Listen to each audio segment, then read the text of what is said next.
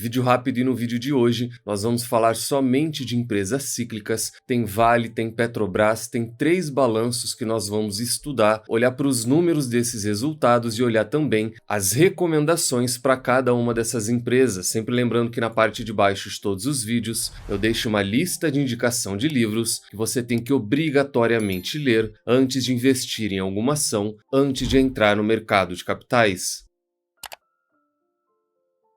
Começando pela Vale, que acabou de fazer um anúncio muito importante, um investimento multibilionário que a empresa deve fazer, mas já anota na agenda, que nessa semana, no dia 19, a empresa vai divulgar o resultado dela. A gente já viu o resultado operacional, viu a produção, viu as vendas e viu o preço realizado. Com isso, dá para ter uma ideia do que esperar da empresa quarta-feira agora, depois do fechamento do mercado, mas essa semana ela é muito especial, porque além da Vale, na segunda-feira a gente tem BB Seguridade, na quarta-feira a gente também tem o resultado do Banco do Brasil, então Banco do Brasil e Vale divulgando os números no mesmo dia, depois a gente tem Sanepar e fecha a semana com o resultado da Irani. Então se prepara porque todos eles a gente vai ver e estudar por aqui. Se depender do governo, a Vale voltará a ser uma das maiores mineradoras do mundo, disse o presidente, que participou desse anúncio de 70 bilhões de reais para expandir mineração de ferro e cobre lá em Carajás, e esse daqui é um dos maiores anúncios, um dos maiores investimentos que a Vale deve fazer até 2030. Então é um plano de muita relevância, tanto para o Estado, que ainda tem participação na empresa, quanto para a própria empresa. A previsão de elevação na produção, ela fica acima de 32%. Carajás deve chegar a 200 milhões de toneladas em 2030. E Carajás sempre foi um ponto de destaque na produção de minério e agora também com o aumento da produção de cobre, que aqui a gente fala de transição energética. A cotação da empresa, ela se recupera um pouco desde o começo de 2025, mas no último ano a Vale ainda tem uma queda de quase 20%, ela está próxima das mínimas dos últimos 4 anos da empresa, coberta por 10 casas ou 10 analistas. Ela tem 6 recomendações de compra, 4 recomendações de manutenção e nenhuma recomendação de venda para a empresa. Falo agora da Raízen, mas não só da Raízen, o foco ele vai ser principalmente no resultado da Cosan e a gente já vai entender o porquê. A Raízen, ela trouxe o balanço agora e ela reverteu um lucro que ela teve no mesmo trimestre de 2023 e agora registrou um prejuízo de quase 2,6 bilhões de reais nesse resultado. E quando a gente pega o ano fiscal inteiro fechado, o prejuízo da empresa ele foi de 1,6 bilhão de reais e a dívida, que hoje é um dos principais problemas da empresa, ela também avançou mais de 20% no período. No último ano, a Raízen conseguiu atingir a mínima histórica da empresa. Hoje ela está cotada a 1,57 e acumula uma queda de mais de 50%. Então quem alocou capital na empresa perdeu mais da metade de tudo aquilo que investiu, e a situação da Cosan ela é ainda pior. Hoje cotada a 7,50, nos últimos 12 meses ela acumula uma queda de 60% na cotação. Saiu da casa de R$20 para R$7 na cotação atual. E por que o resultado da Raízen ele é tão importante para a Cosan? É porque ela é uma das investidas e o lucro da Cosan, que já veio em queda e caiu 60% no último trimestre, ele deve ser ainda mais pressionado, porque quando a gente olha nas investidas, nós temos a Rumo, a Compass, a Moove, a Radar, a Vale, que agora deixou de fazer parte, a Cosan desinvestiu aqueles 4% que eles tinham de participação na mineradora, e a Raízen também faz parte do grupo, com uma contribuição muito grande para o EBITDA da empresa.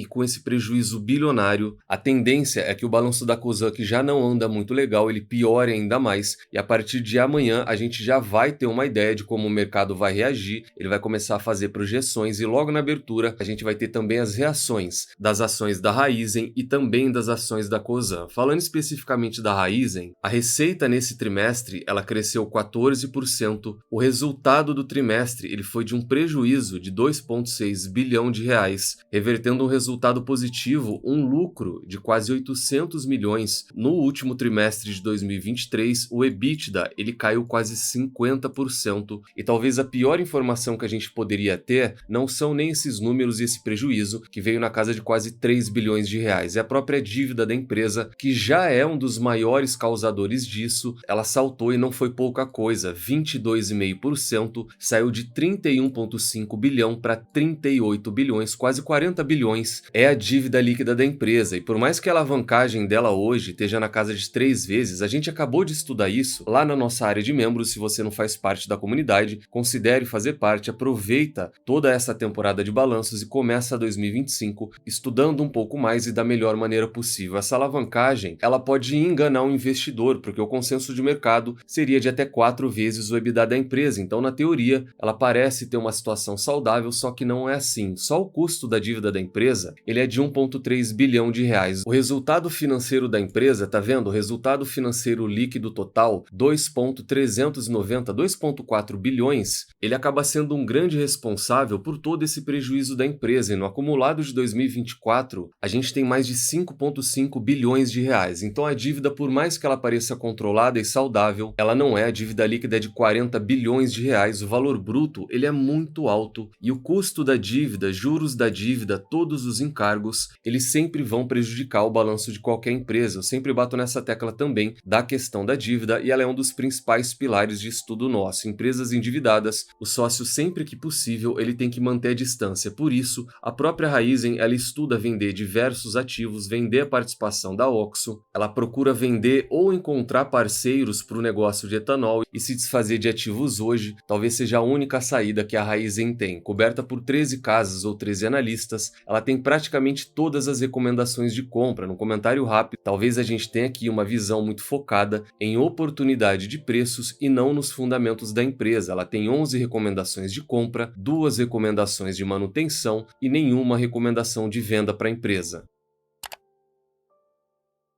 Fora isso, a Usiminas, uma outra empresa também de comportamento cíclico, setor de mineração e produção de aço, ela também teve um prejuízo líquido de 117 milhões de reais no último trimestre do ano passado, revertendo um lucro de quase 200 milhões que ela teve no quarto trimestre de 2023. Esse resultado decepcionou o mercado. O consenso era de um lucro na casa de 200 milhões de reais e apesar de uma receita multibilionária, a Usiminas é uma empresa que fatura muito. O lucro anual dela em 2024 todo, ele foi de apenas 3 milhões de reais. Então a empresa tem bastante a trabalhar, principalmente na parte de custos. Quando a gente olha o desempenho da ação, a Usiminas nesse verde claro, ela não para de cair desde fevereiro do ano passado, enquanto numa comparação rápida o Ibovespa nessa linha mais escura tem performado melhor do que as ações da empresa. Nos últimos 12 meses, ela acumula uma queda considerável de 41%. No resultado consolidado da empresa, sempre na comparação anual, quarto trimestre desse ano com o quarto trimestre de 2023, as vendas de aço subiram só 2%, as vendas de minério caíram 8%, a receita líquida caiu 4%, o EBITDA ajustado caiu bastante, 17%, e o resultado final, o lucro ou prejuízo desse período, ele foi de 117 milhões negativos, o que reverteu quase 1 bilhão de reais em lucro no quarto trimestre de 2023. Apesar desses números que às vezes são confusos no caso da Usiminas, uma empresa que tem um faturamento muito alto, um EBITDA muito alto, mas que ainda assim consegue dar prejuízo, ela sempre teve um ponto muito positivo e que chama atenção, que é a gestão de caixa da empresa. Se a gente pega a alavancagem, ela fica abaixo de 1 vezes o EBITDA, é de 0,58, cresceu na comparação anual e na trimestral, mas ainda assim bastante controlada. O que ela tem de caixa e disponibilidades é suficiente para que ela toque tanto os investimentos como pague todo o cronograma de dívida que ela tem. Hoje ela tem um valor bruto de 6,8, 6,9 bilhão de reais aqui nessa coluna em verde escuro, e o que ela tem de caixa e disponibilidade são quase 6 bilhões de reais também. Então ela tem muito, praticamente toda a dívida disponível caso ela queira quitar. Então mesmo que a empresa traga prejuízo, ela não tem um risco iminente de falência. Ela é uma empresa muito complexa quando a gente fala da operação, ela é muito complexa quando a gente fala de custos, que é uma linha que ela tem que trabalhar bastante, mas a questão da dívida sempre foi um ponto bastante positivo da empresa. Coberta por 13 casas ou 13 analistas, ela tem 2 recomendações de compra, 9 recomendações de manutenção e apenas 2 recomendações de venda. Falar agora da Suzano, mais uma empresa cíclica, nesse caso ligada à celulose, que também trouxe o seu balanço, um resultado que ficou um pouco acima das expectativas. Em 2024, ela teve uma das melhores performances do setor e nos últimos 5 anos, ela também já valoriza quase 50%. O volume de vendas, na comparação anual, ele melhorou, só que o EBITDA ajustado e a margem EBITDA, eles caíram nesse trimestre quando comparado ao quarto trimestre de 2023, mesmo com o preço médio da tonelada subindo subindo para mais de 6,1 nesse trimestre. Num comentário rápido, a Suzano ela é uma das empresas mais antigas do setor, ela tem mais de 100 anos e é a empresa com maior valor de mercado. Muita gente acaba focando na Klabin, mas em termos de tamanho e até mesmo de crescimento, quando a gente fala do setor de celulose, a Suzano ela ainda é a empresa de destaque. Falando do setor de celulose, as vendas nesse trimestre cresceram, no anual também cresceu bastante, o EBITDA na comparação anual saltou muito e o resultado do ano todo também saiu de 15 para quase 21 bilhões de reais. A alavancagem da empresa, ela teve uma grande variação, mas aqui principalmente por conta do câmbio, tem um cronograma muito tranquilo até 2030 e o que ela tem de caixa hoje, ela consegue lidar com toda a dívida dela pelos próximos 3 anos. O custo, ele também melhorou, o custo caixa, ele caiu 7% na comparação trimestral e 1% na comparação anual, e a empresa, apesar de não ser uma boa pagadora de dividendos, ela também distribui. Ela pagou 4 bilhões de reais em 2024, coberta por 15 casas ou 15 analistas, ela tem 13 recomendações de compra, praticamente todas recomendando compra das ações da Suzano, 2 de manutenção e 0 recomendações de venda. No comentário rápido, a maioria dessas recomendações de compra o mercado enxerga uma empresa de crescimento robusto, o mercado visa ganho de capital na empresa. O sócio, ele tem que tomar um cuidado um pouco maior. Qualquer crescimento que venha abaixo, uma empresa um pouco mais alavancada, ele pode ter um grande prejuízo comprando uma ação que já disparou 50%, uma ação que faz grandes compras, que faz grandes fusões. É sempre importante ter essa diferenciação de visão, porque aqui a gente tem uma empresa que cresce a uma taxa considerável, mas sequer remunera o sócio ou acionista.